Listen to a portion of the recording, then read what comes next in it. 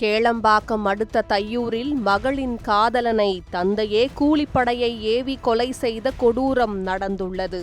இந்த சம்பவத்தின் பின்னணி என்ன என்பதை பார்க்கலாம்.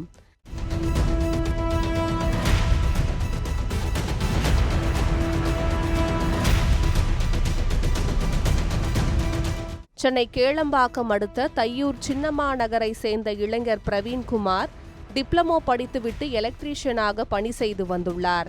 இந்நிலையில் கடந்த வாரம் ஞாயிற்றுக்கிழமை இரவு மர்ம நபர்கள் அவரை வெட்டிவிட்டு சென்றனர்.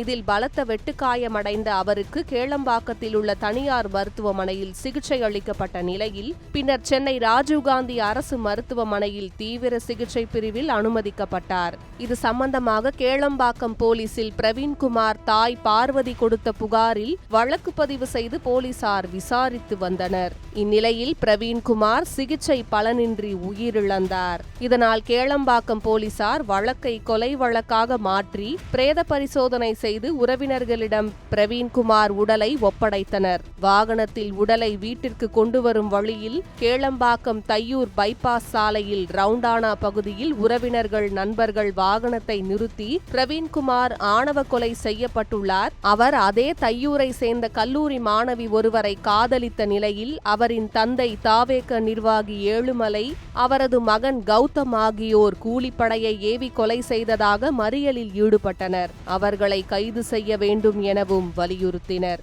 இதையடுத்து கேளம்பாக்கம் போலீசார் உறவினர்களிடம் சமாதானம் பேசி கலைய செய்த நிலையில் தையூரை சேர்ந்த தாவேக நிர்வாகி ஏழுமலை, அவரது மகன் கௌதம் ஆகியோரை கைது செய்து விசாரணை செய்த போது ஒட்டியம்பாக்கம் அடுத்த காரணையை சேர்ந்த சதீஷ் என்பவர் மூலம் கூலிப்படையை ஏவி கொலை செய்தது தெரியவந்தது. மேலும் அதே தையூரில் வசிக்கும் கூலிப்படையை சேர்ந்த நிதிஷ், மணிகண்டன் ஆகியோரை கைது செய்த நிலையில் முக்கிய குற்றவாளி சதீஷை போலீசார் தேடி வருகிறார்கள். 3 ஆண்டுகளாக அப்பெண்ணை காதலித்து வந்த பிரவீன்குமாரை ஏழுமலை ஏற்கனவே பிடித்து செல்போனை பிடுங்கி அடித்து மிரட்டி அனுப்பியதாகவும், ஆனால் தொடர்ந்து அவர்கள் காதல் செய்ததாகவும், இதனால் கூலிப்படையை ஏவியதாக போலீசாரிடம் ஏழுமலை, கௌதம் ஆகியோர் வாக்குமூலம் அளித்துள்ளனர். கைது செய்யப்பட்ட 4 பேரும் நீதிமன்றத்தில் ஆஜர்படுத்தப்பட்டு புழல் சிறையில் அடைக்கப்பட்டனர். முக்கிய குற்றவாளி சதீஷை கேளம்பாக்கம் போலீசார் தேடி வருகிறார்கள்.